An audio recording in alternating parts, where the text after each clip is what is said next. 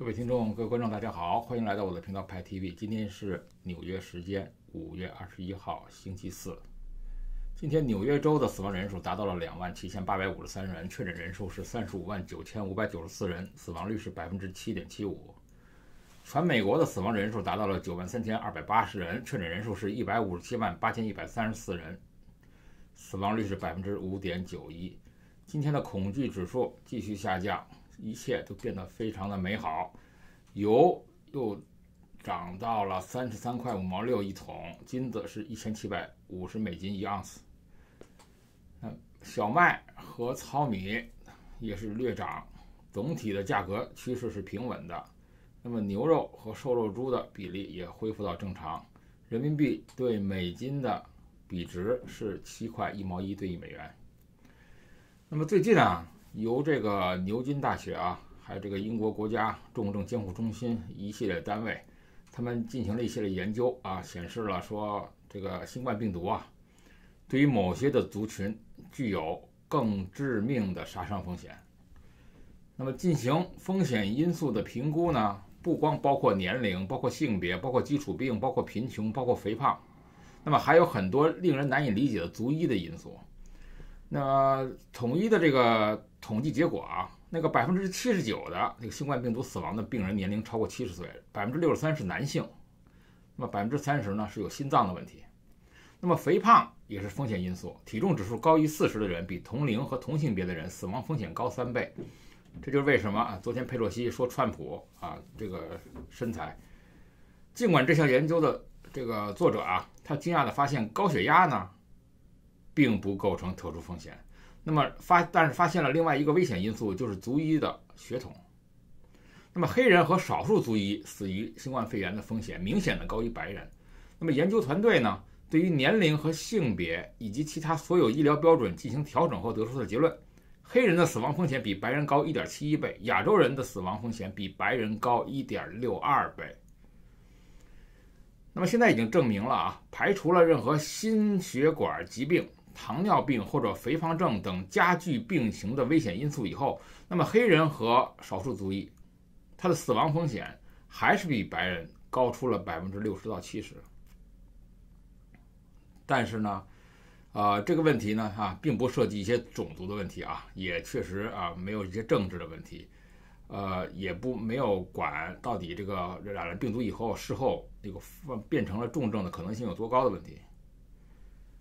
那么冠状病毒和少数族裔呢，那个对他们的职业的影响主要是关于是不是和他们的职业有关。这个族群有很多人在病毒暴露的岗位工作，比如说护士医生公车司机超市员工。那么有13%的是外籍人员，37%的人呢是外国的移民。那么很多的外国的医护人员在一线殉职。那么在殉职的人中呢，他们也发现在殉职的这个比如说4月12号这一天殉职的人10位医生全都是黑人和少数族裔。那么对于黑人和亚洲族裔感染新冠病毒致命的一些高风险，有的医生呢提出了一些叫遗传易感性的建议。目前呢没有数据来建立这样的连接，但是可能确实是有遗传的因素在起作用。比如说黑人和亚裔他们这个人群呢更容易患有高血压、心脏病或者糖尿病。如果这些数据得到了证实的话呢，那么明显的可以看到黑人和亚裔他们确实更脆弱。那么其实呢作为一线的医护工作者呢，就要想办法是不是不让这些人在一线进行救护。那么 TSA 我们知道这个运输安全管理局呢，它现在要开始在开放的机场对人的这个身体进行体温检测。但理论上讲这是不错的，就跟测温用测温枪每个人当头给你一枪。但是 TSA 声称呢，采取了基于风险的策略来确保国家航空系统的安全，从而使资源和风险保持一致。那么但是有这么一个很潜在的一些问题。这个问题呢，第一，它可能会降低并且威胁检测和身份验证的这个 TSA 的本身的原来的职能。那么鉴于这个 TSA 的官员他没有经过公共卫生或者保健程序方面的培训，因此用他们来对乘客进行体温检测很可能是有很高的风险。这意味着啊，更多通过检测的人都是假阳性。那么假阳性普遍存在，因为这个暴露在假阳性这个环境里的人，你不容易发现。那么美国已经产生了150万次阳性啊，它确诊率13%。那么现在有很大的问题是，很多人可以吃这些退烧药，比如说布洛芬呐，或者是乙酰氨基酚啊，它可以掩盖高温。那么使受感染的乘客提供了一些规避这种测试的手段，所以这种检测的手段是不可靠的。那么对于那些无症状或者是出现了轻微症状的乘客，那么其实在感染的乘客中，他们其实80%到90%都是没有症状的，所以体温检测对他们是无效的，反而给同机乘坐的人有更高的风险。那么我们知道昨天啊，我们跟进一下这个跟谁学的情况啊。那么根据5月6号发布的财报显示，2020年的第一季度的话呢，他们收入是12.96亿元，那么居然是他们收入同比增加了406%，他们利润增加了307%，所以让人家怀疑，到底跟谁学的是用的真实用户还是操控的机器人呢？那么混水公司认为他们的70%到80%的用户是机器人，因为他们下载了超过200个付费 K12 课程的数据，牵扯到54000多个用户的这个学习的水平。那混水表示啊，他们可以从用户加入的模式来判断谁是机器人。第一种模式叫做精确加入者，第二种模式叫做突发加入者，第三种叫做 IP 加入者，第四种叫做早期加入者。至于精确加入者是什么意思呢？是差不多超过52.8%的人经过浑水的研究发现，这种用户被定义为精确加入者，就是在2个不同星期的同一天同时加入某个班级的用户。混水生用户这样同时登录概率极低，类似于2周一次从 A 市飞到 B 市，同时在同一时间内2次降落。对于突发的加入者，那么突发加入者呢，是指在同1秒内突然大量加入的用户，并且这种异常现象更集中发生在很少学生用户的参与课程里面。那么早期加入者呢，这个混水还注意到一些早期加入者，就是说过早登录在线课程的用户，他们发现早期加入者的总数14%或者48.5%表现出至少一种其他假定的一种机器人的行为，就是非常的固定的一个比例。那么至于真实的 IP 加入者呢，他们认为是真的，是用户或者老师或者其他学生的这个 IP 地址呢也发现了很多重复。那么 IP 加入者呢是唯一明确认定是真正的学生用户，并且至少有28.2%的学生是分享了他们自己或者老师的 IP。那么跟谁学今天的股价啊又跌了，那么他们做出的解释是说啊，他们有很多复习作业啊，老师可以提前预习啦，那么小班的老师啊提前跟学生在一块儿了进行互动了，在正式开课的时候呢，主讲老师进入直播间后，那么就会通过手动或自动模式将直播间从小班转为大班。那么由于 K12 的课程周期相对固定，在小班切换到大班的过程中，从大班的视角就会出现混水报告中提及的多个精确加入者在不同课同一时间点到课的情况。那突发加入者同时进入直播间的情况呢，会导致一些互动会发现一些新的这个早期加入者的一些异常情况。那么当然跟谁学回应说呢，他说在报告中提及的学生和老师呢，他们很多的 IP 有重合度，但是他们的研究呢并不是那么高，他们只有0.78%。他们解释说，在住家的宽带中呢，用户的 IP 的宽带呢会存在同一个 IP 被不同的用户重复使用的概率，但是概率呢0.78%是在一个允许的区间里的。那么针对跟谁学公司，那么在4月份的时候就有公司已经做空它了，他们跟踪了到底是谁买了他的课，那么他的实际收入为什么差这么多？他们发现经过他们的计算，使用爬虫技术，他们至少夸大了50%到60%以上的收入。那么真的，这个做空公司用了8个真的技术人员潜入到跟随学的系统里，趁着跟随学开放了一部分的权限的时候，那么这个做空公司的技术人员都扒到了一些数据。那么这个公司很奇怪的是，在同行业都在赔钱的情况下，居然出现了盈利高增长。而这个盈利高增长是不是可以持续呢？那么跟随学曾经很多次做空，被人发现它的利润率稍高，烧钱也很严重。那么因为在中国领先的两个领先的公司去年都赔了16亿元和20亿元。那么为什么跟随学它的收入和盈利却大幅增长呢？那么在线交易机构的一些数据啊，它的口径确实差别非常的大，更让外界真假莫辨。比如它的续班率，由于在线交易机构有多种定价的策略，所以呢可以通过促销等手段来影响它的续班率。比如说你从49块钱你跳到99块钱的班，由于价格变动不大，那么续班率会相对的较高。但是从49块钱班跳到1499块钱的班，那么续班率肯定受到影响。那么有的机构推出了一些促销政策时，你在读799块钱班的时候，你可以续费为49块钱班，这样的续费率、续班率就可想而知了。但是有一个数据不会造假，就是某段时间内的总付费人次，就是在线交易机构的北极星数据，口径是死的，只有一个指标。但蹊跷的是，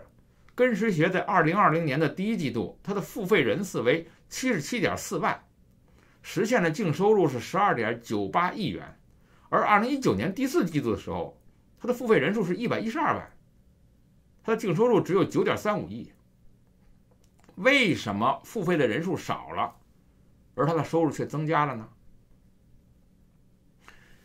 那么跟随学解释是说啊，他在2020年的第一季度的77.4万付费的人次是提前付费的用户。那么2020年第一季度的净收入很大程度上是由于2019年第4季度的付费用户所贡献的。那么跟随学2020年第一季度的销售费用是7.572亿元，新增的用户是77.4万。那么即每一个用户的获客成本是978元。那么为什么之前是只有399元？那么这种所谓的高成长，按照做空公司的眼睛里看啊，它是没办法维持的。那么所以很多公司都想做空这个跟随学，就是在环境极差、投入极高的情况下，很难打平的情况下，它居然做出了收入高增长的这个报告。那么跟随学一直标榜自己的是自有低成本流量池，但是再怎么样效率高，你的成本也是降低是很有限的。所以我们可以看到，在2020年第一季度的运营利润其实呢是下降的。那么跟随学理应很难在强竞争下保持盈利状态。我们特别的知道中国的这个在线培育这种公司多如牛毛那个大型的公司几乎占了市场的50%的份额以上。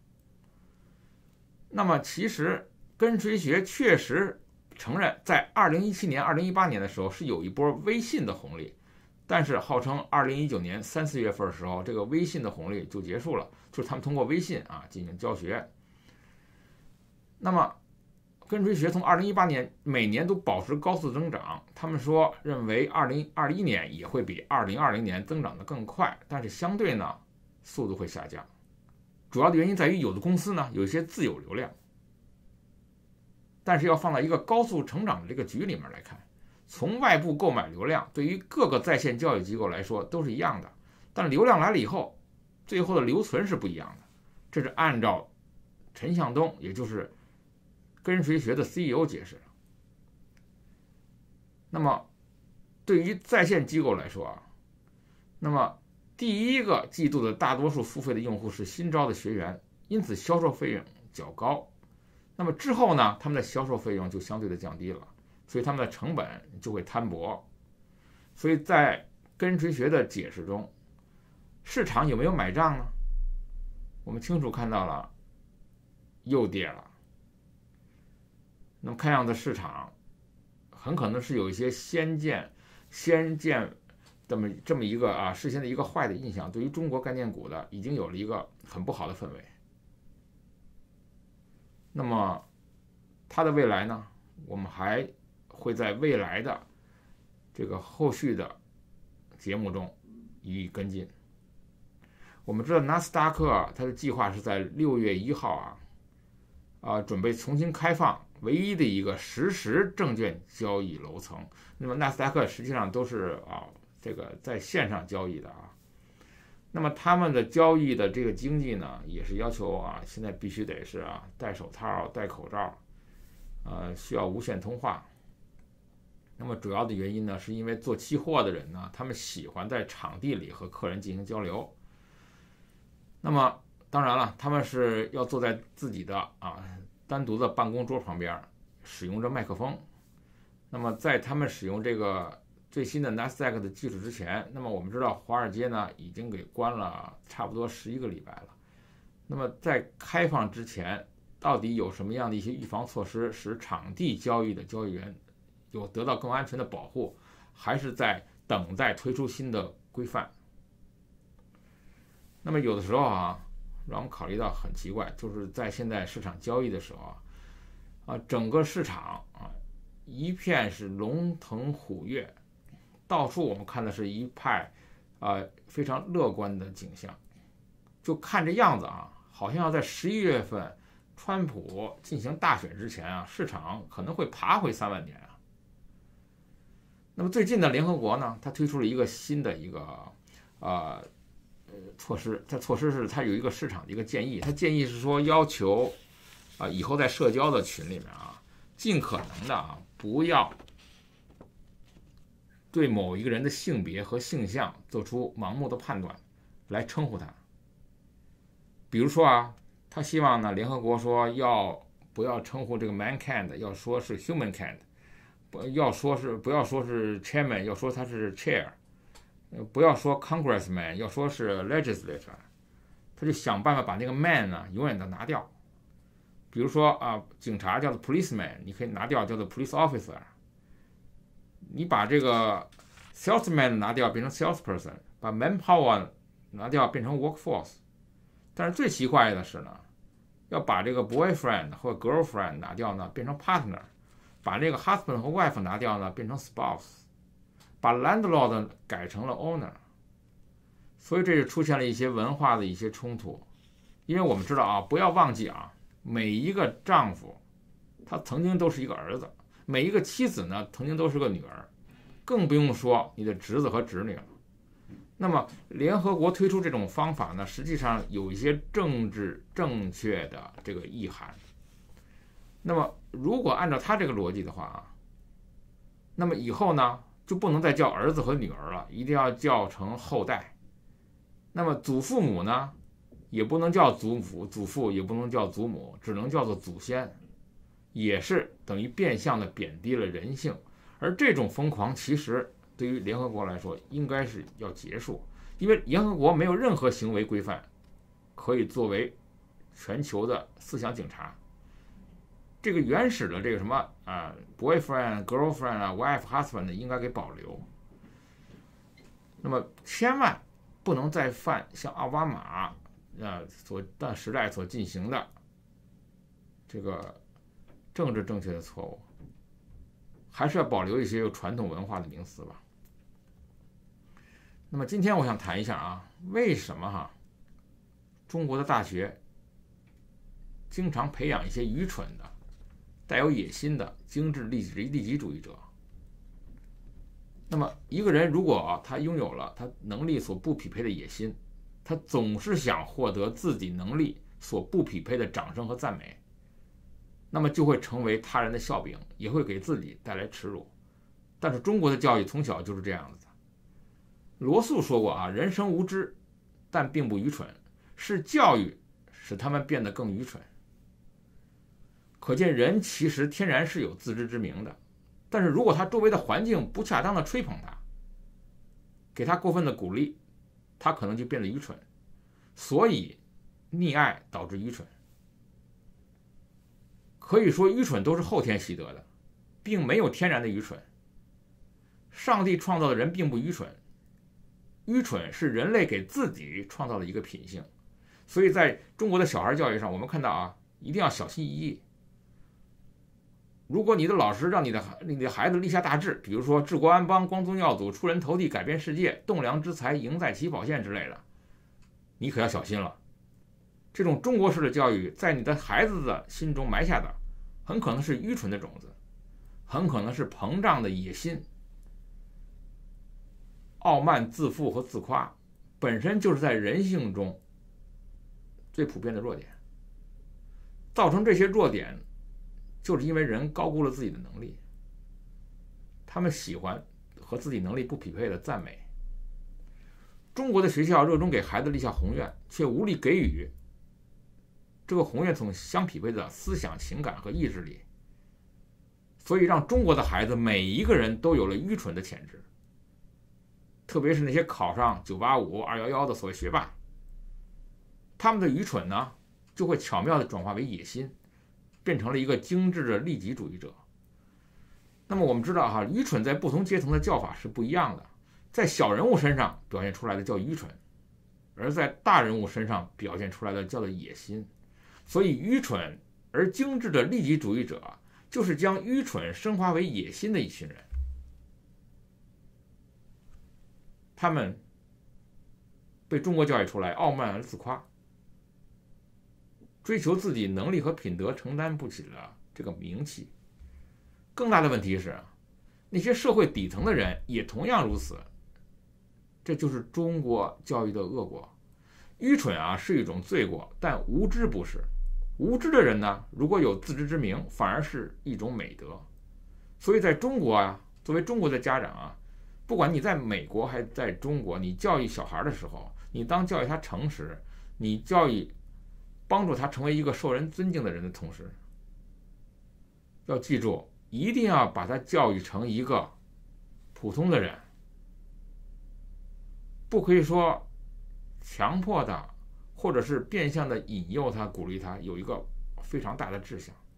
你这么做，实际上你就给他深深的培植了一个野心的种子。那么这种能够在美国社会中做一个普通的、平凡的、受人尊敬的人，远比精致的利己主义者带着愚蠢的桂冠来跳舞要荣耀得多。希望你能够教育出平凡的、没有野心的、不愚蠢的人。派 TV， 我们明天见，欢迎订阅，谢谢大家。